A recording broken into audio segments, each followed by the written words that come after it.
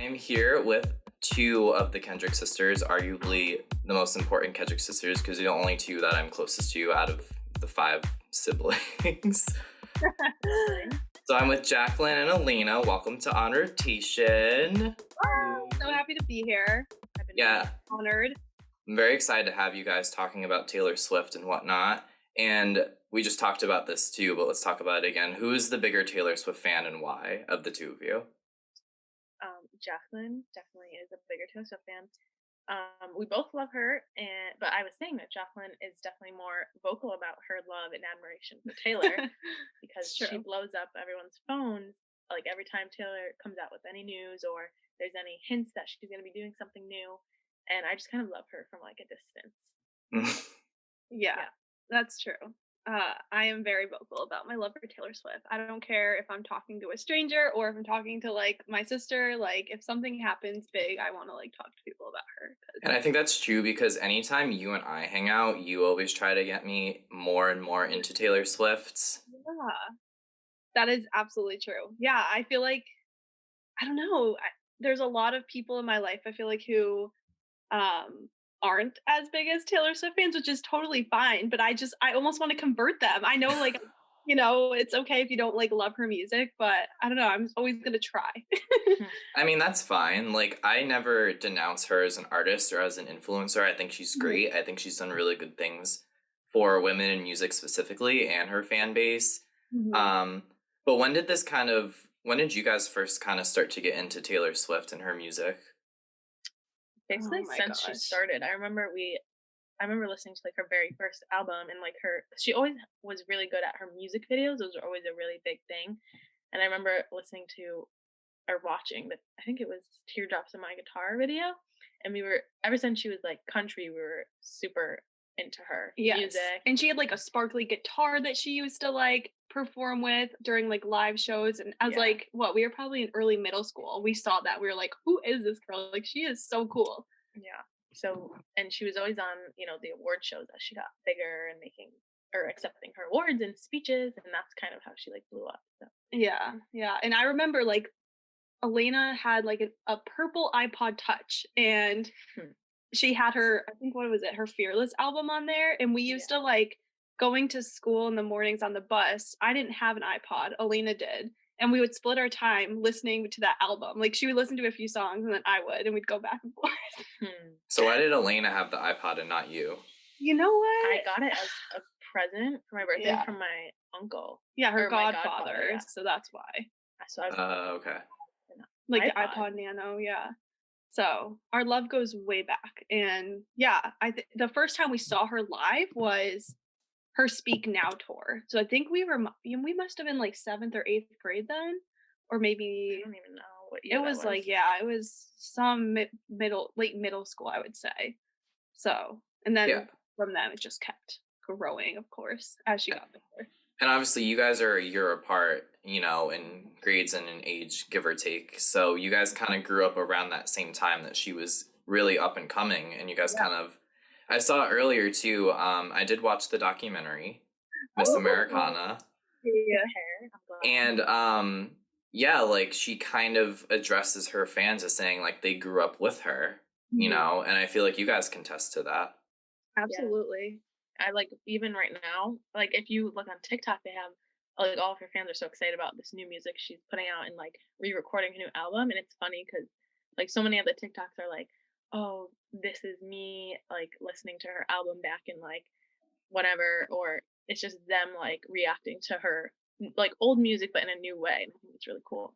Because I feel the same exact way. I know, it's so nostalgic, and like her lyrics, I think that's the thing that stands out the most, is like she is able to, as like a young teenager, put into words like heartbreak, pain, like romance, like all these things that you're going through as like you know, your teenage years, but in such an eloquent way that like you wouldn't be able to say yourself, but Taylor does it so perfectly, and it just resonates so deeply with so many people, I feel like. So she's like an older sister in a way. I think so many people like just really value like her songwriting ability is really what stands out, I feel like, the most, on top of her just being a really caring and awesome like idol, because she's so good with her fans too. So she's a queen. Yeah, and Alaina, that's good that you mentioned the release of her new music and what she's been putting out, because we're gonna dive right into that. She just announced literally like 2 days ago how she's putting out the whole Fearless album again, but this time it's her take, and she even said it's like Taylor's version. Mhm. So what do you think that means for her? Like, obviously she's gone through a whole lot with her record company and her manager, and like basically losing all the rights to her, like all of her music. So what do you think this means to her? Jacqueline? Alaina. I think you can talk better about it. But I Yeah. will put in my input. I think it's a really interesting thing because it obviously must mean so much to her, but I think she's looking at it through like a larger scope and a larger lens, that like she's fighting for the rights of future artists and her fellow artists right now who might find themselves in a similar predicament that she is. And I think it's really inspiring, and I think it's also like really artistically rewarding for her now, being like a 30-year-old adult going to relive this part of her life that was so influential. I think that's a really unique perspective, and not many people get to do that. And I think she's just so excited to share it with her fans and allow us to relive those amazing moments that we had with her music. So I think so much of it's full circle, and no one's ever done this before, from my knowledge. I've never seen an artist go back and record their own music and fight for the rights of their masters the way she has been so vocal about it. So I don't know. I'm just so excited, and I think it's amazing that she's doing this. Yeah, and I think it's a good message too. Like she kind of said, like she doesn't want the people who basically are in control of the music to stay in control of it. She wants to, take it into her own hands, which I think is like a good message, and saying like it's a good, like we said, she's just a good role model for women and sticking up for yourself. And Yeah, because she could have easily just like gave up and been like, you know what, whatever, like it is what it is. But that's not what her response was. She is like actively fighting back, which is so cool. Yeah, she seems very tenacious, and she seems like she doesn't give in very easily. And from also watching the documentary, which I did at work today, that's why it's very fresh in my mind. I prepared for this, just so you guys know. From watching the documentary, you can tell that she's very vocal about it too, she was kind of kept quiet for so long because she felt like she had to please people, or she felt like she kind of had to be that little sweet like teenage girl that didn't want to get involved in anything. And then of course when 2009 happened, with the whole Kanye situation and him getting up on the stage and taking the mic away from her, that was kind of a really pivotal moment for her in her career. And she started to think, maybe I do need to stand up, and maybe I do need to like not do what everyone is expecting me to do. And do you think like she's done that more and more as her career has gone on? Yeah, I think absolutely. there's definitely been times where she's kind of like gone off the grid, and people are like, "Where is she? Like she hasn't put anything out, or like you don't see her in the like news or the press or anything." And I think that happened like after like certain scandals came out, like with her and Kanye, or like the stuff with Kanye's song "Famous" about her, and like the whole Kanye and Kim drama. So she like was kind of quiet about that, and like even when she like gets into new relationships, or like her current relationship, like you don't see them out together as much anymore as like when she used to be in like all those relationships when she was younger. But then she like comes out of nowhere and like has like reputation, like coming at all of these like haters and addressing it in like such a cool way that it's not like it's not like she's being petty, but it's like she's sticking up for herself, even though you thought like she was kind of hiding from it. Yeah, and she's like using her music too to do it, which is like the coolest part. Like rather she's than like social media or or like going on interviews and like talking about these people. Like it's almost like fans can get that inside scoop with her life through her music and try to put together the pieces, which is always fun. And like she's known for her Easter eggs, which is really cool. Could you actually explain that a little bit more? Yeah, so her Easter eggs, Taylor has this thing where she loves to give fans like subtle hints. That could be through like maybe an Instagram post she puts out, maybe in a music video, or what else has she done? In one of her like sometimes even just through her songs itself, like you can pick up on like some of the lyrics there. And I think she just likes to keep fans on their toes, and it's a really cool way to like follow her life without her having the pressure of having to like come out and make comments about things. She does do that, here and there, especially things that are like really important to her, like the whole mastery of her music and stuff. But yeah, I think it's like a cool touch that she does with her fans. That's, a lot different than what some other artists do when they're promoting their music. She uses a lot of numbers and like letters and Symbols, stuff, like yeah, a lot of symbols. symbolism. Like her favorite number is 13, and a lot of like her music and like big like breaks happen on like either something that has to do with like 13 or Hmm. like in her latest statement about coming out with like the new music, she like capitalized certain letters that like spelled out like April, I forget what the date was, but April 9th. April 9th, Yeah. yeah. So it's like she didn't come out and say like, oh, this is when it's coming out, but all of her fans are super smart and they kind of like detect it. So it's Yeah, and fun. I actually went back and I saw the statement again and I picked up on that and I was like, wait a minute, that's a really cool way of alluding at something. Hmm. Clever. Yeah, she's so smart. That's the thing too. Um, yeah, it's awesome. Yeah. And something else too, Elena, that you pointed out is that she does often go off the grid in between projects that she puts out. I think that's kind of a testament to her just like throwing herself into her music.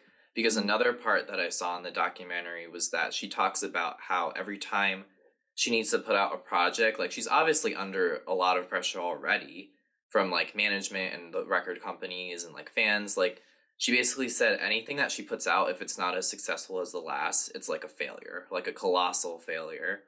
Oh yeah. So, how do you think she's been able to stay on top of her game and just coming back every time with something that's just incredible and people love?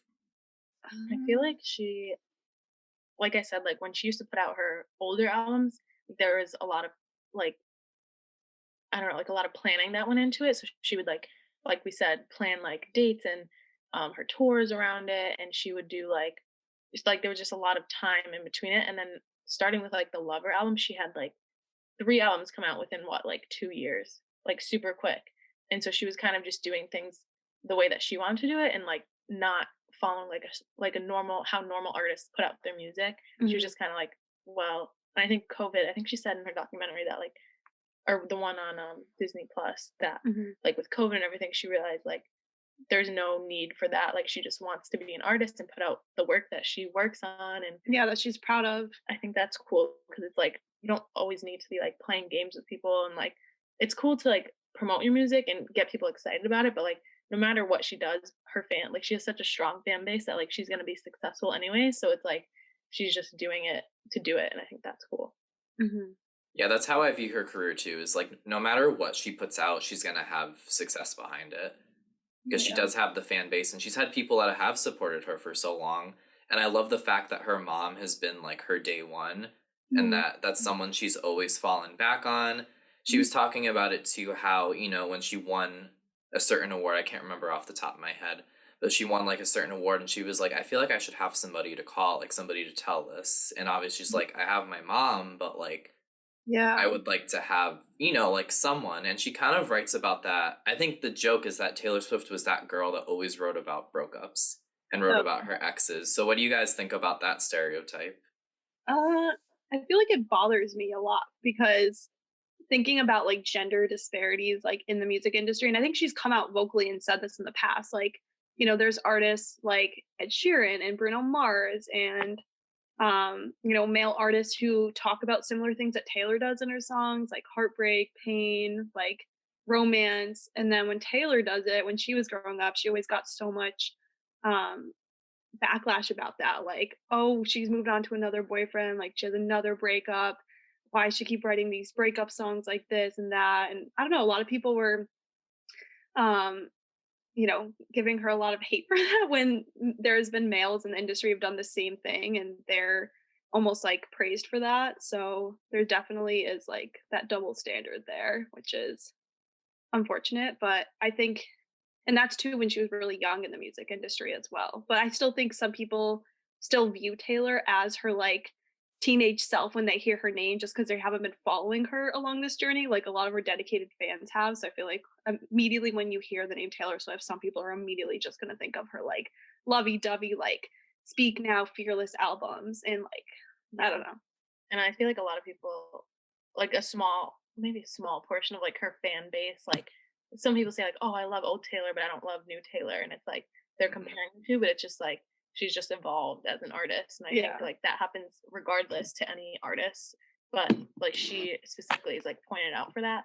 And I Mhm. think like she will probably always be known as like someone who wrote a lot of like breakup songs, but like her new music, although she does still write about like previous heartbreaks or like her current relationship and like what's going on in her life now. She also does a lot of like more creativity in her songwriting. Mm-hmm. Like for example, like Betty, she like put like store or like just the whole folklore album. She like uses it as a way to tell other people's stories, and it's not just about like Yeah. love. It's about like their life and like Yeah. all this cool stuff. So Yeah, her imagination was just so vast with that album. Like she wasn't afraid to write about, like there's a song on there about the house that she lives in Rhode Island. There's like songs about her like grandparents, like just, different types of music that isn't necessarily just love stories anymore, which is really cool. And I don't know, it's different for her. I think she feels like almost relieved as an artist because she must feel so much pressure to have to keep putting out like amazing like love songs because again that's what Probably, she's yeah. known for. But I think she's said this in her Disney Plus documentary that she feels so um like artistically like reinvented in a way, I guess you can say. Like she just feels so released now that she has people like when she writes about like other things besides her life, because that's obviously, fans want to see that. But now that she knows that fans are behind when she can write other stuff, I think she's like really happy about that.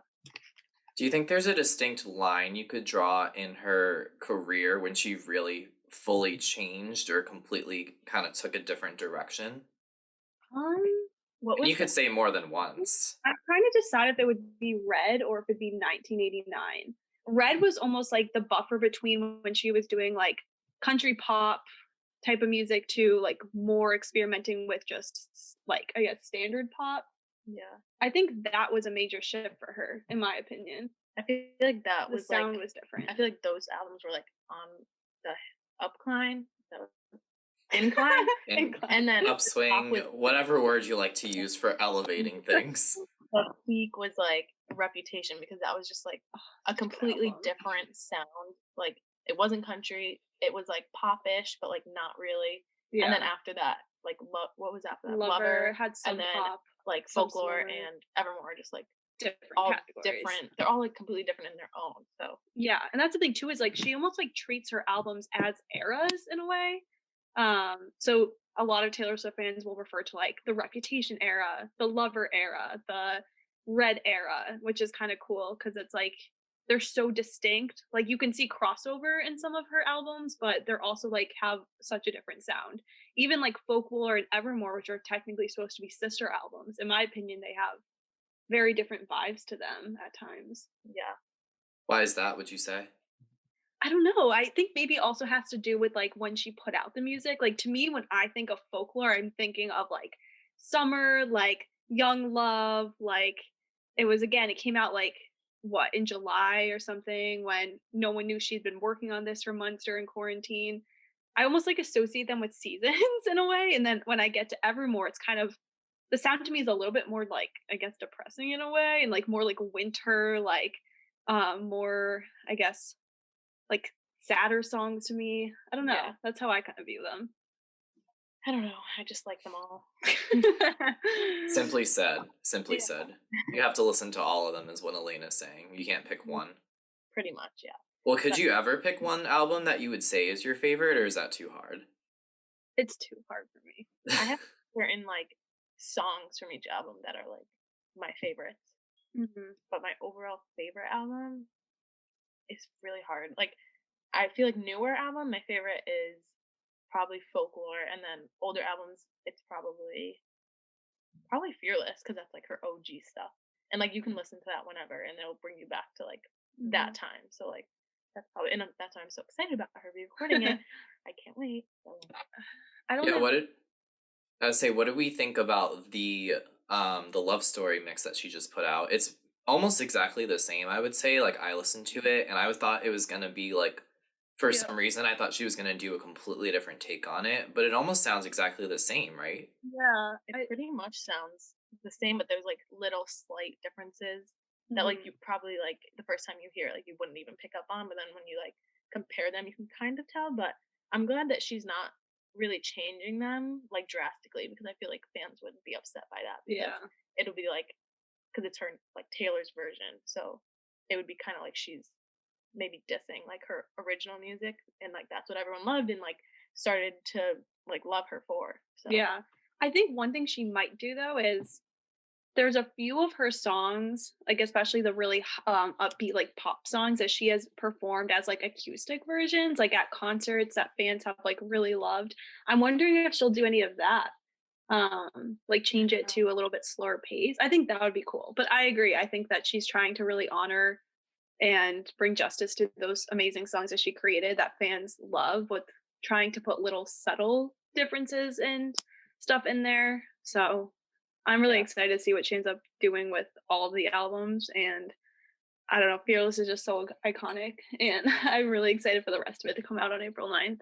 Yeah, because she phrased it as it having 26 new songs. So I think that's kind of safe to assume that she is re-recording every single song and then some. Yeah, And and then ones I think. Like there's gonna be like 4 or 5 songs that she said that for whatever reason her management didn't think they were like single worthy or worthy of making it on the album that now she's like screw it, I don't care, these songs are good, I wrote them, I want them on this version. And she has some unreleased songs on YouTube from her younger days, and I remember she has this one song called I'd Lie, so good. I used to play it on YouTube because that was the only audio you can get of it, and I used to just like you know, it was so annoying to like have to listen to YouTube like that. But I just love the song so much. I'm really hoping that's on it, but who knows? Yeah. it's funny because a lot of times people don't realize how much unrecorded material artists actually have that doesn't get put out because of management and because of record labels saying that's not going to sell, that's not going to hit different with the audiences. Like, but the artist would fight for that, and Taylor Swift is definitely one of those artists that now she can put out those unreleased, untitled works that haven't been heard by everybody. Yeah. And I wouldn't be surprised if one of those songs ended up being like her next hit. Right? I know, it's so cool. And I think too, like when you see Folklore and Evermore, which are her latest albums she put out that are like totally her, you can tell that there are so much longer albums too. Like she wasn't afraid to just like dive in there and put out as many songs as she possibly wrote in that span of time, which is really cool. I also heard this online. I don't know, haven't done too much research about it yet, but I heard from the grapevine that these re-recorded albums will be like eligible for awards like during like Grammy seasons and stuff, which is cool. Cool. Yeah, That would be cool. that would be cool. I'd love to see like Fearless win her version of Fearless win another Grammy or something. Yeah, that'd be like a huge slap in the face to her old like management Right. team. I know. You're like, look at me now. She's awesome. Yeah.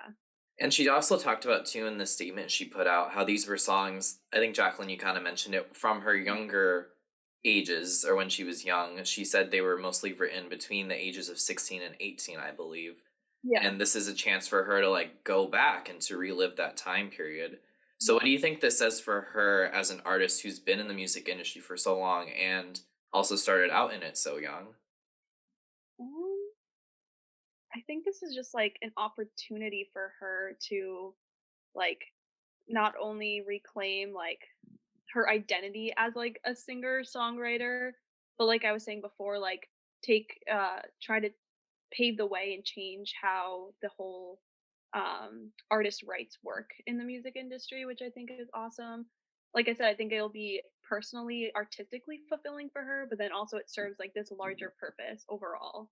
And I'm also excited to see how other artists react to this as well. I haven't seen many statements put out by other artists, but I can assume that once the full album is released or when she continues to put out her re-recordings, what kind of response that's going to be getting from the larger like music industry community. And I know she has a lot of supporters too in the industry, so also a lot of haters. So I'm really interested to see like how it all plays out. But I think she's doing a really smart move here with doing it and everything. So yeah. I'm sure her ex-boyfriends that she wrote all the songs about are probably not very happy that they're coming out Yeah, again. so they're like, oh. But I think it's kind of funny. Yeah, but it's also such a testimony. Like, I don't know if they really highlighted it in the Miss Americana documentary that you watched, Dave, but on her latest albums, Folklore and Evermore, her current boyfriend, Joe Alwyn, served as a co-writer on those albums. So I feel like it's just so full circle now that she's like in such a healthy, stable relationship with this awesome guy who also like is writing music with her. I don't know. It's so cool to me. No, that is. It definitely sounds like a full circle, like you said.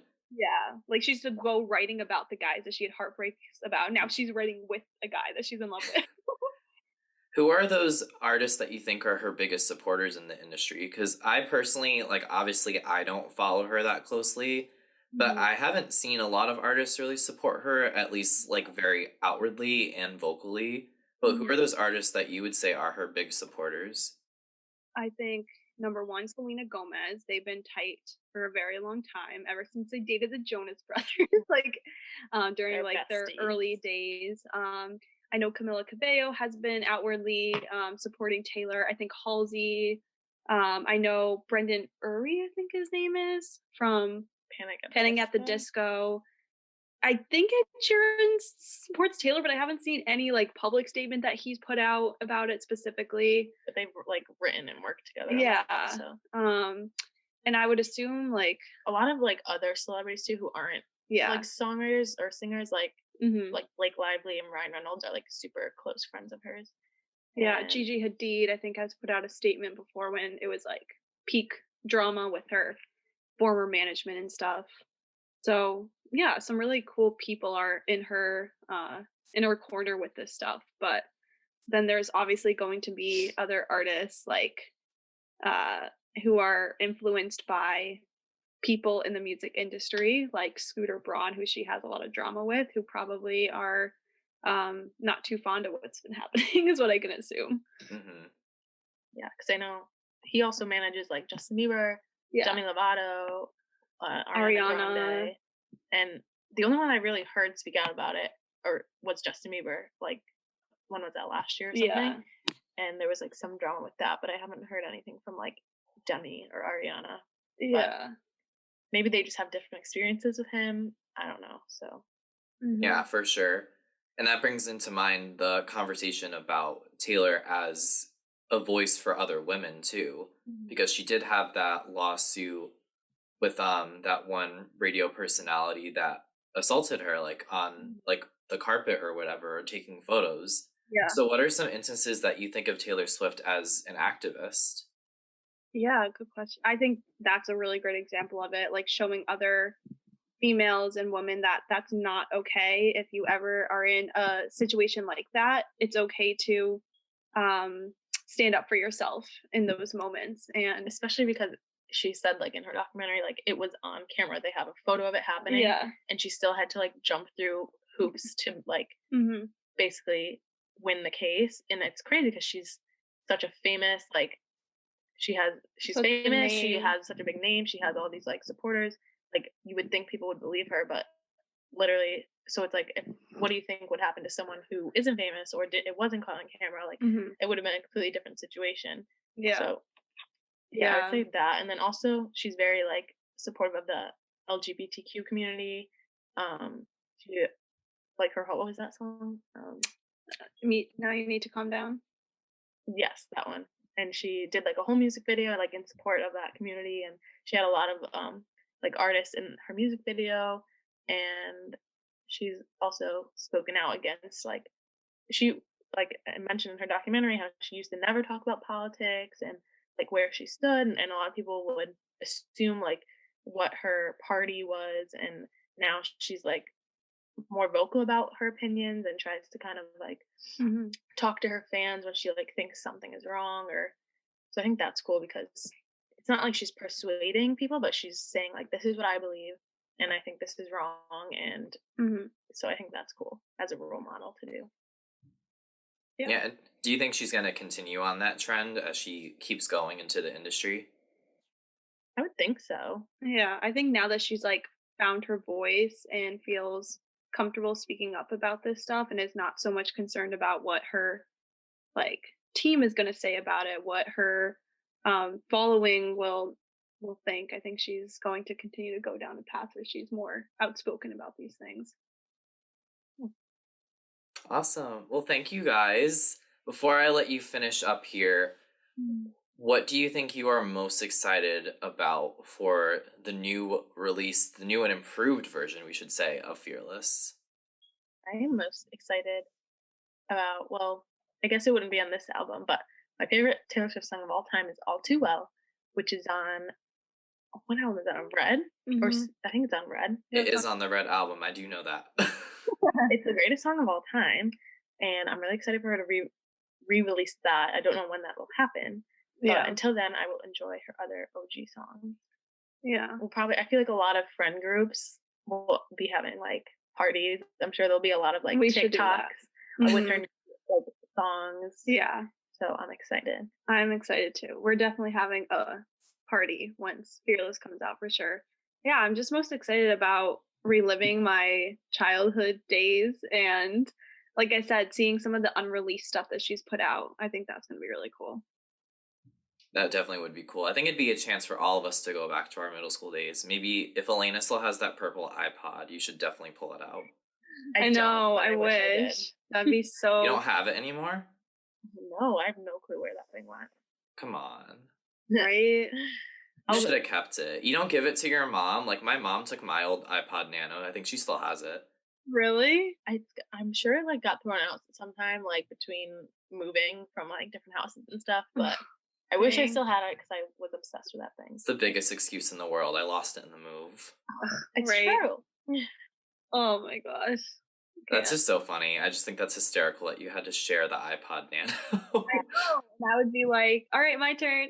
Like, even when we had like our first cell phones, like not iPhones, but like flip phones, I would like record the music from like the radio and then like set it as my ringtone. Oh yeah. And then like if there was like then you had to like retake it. Oh my god. The struggle. So funny. Crazy. Like, yeah, that's another part of it, I guess, that's insane. It's like when Taylor put out this album, like how just technology has evolved and like streaming. Like there was no such thing as Spotify, Apple Music, like that's a whole other component you can think about too, is the impact that streaming services are gonna have for her.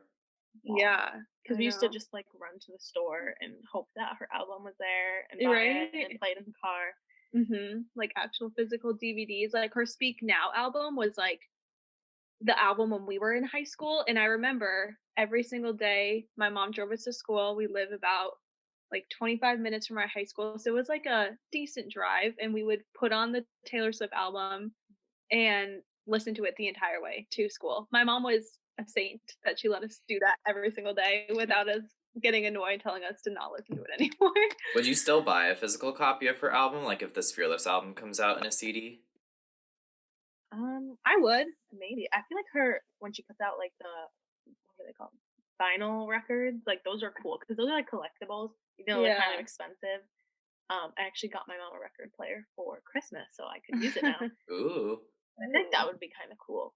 Yeah, because I definitely know people that still go to Target and buy, the Target version that has like bonus tracks and things like that. So I feel like people, especially Taylor Swift fans, would still go to the store and like have that anticipation of buying the actual physical copy.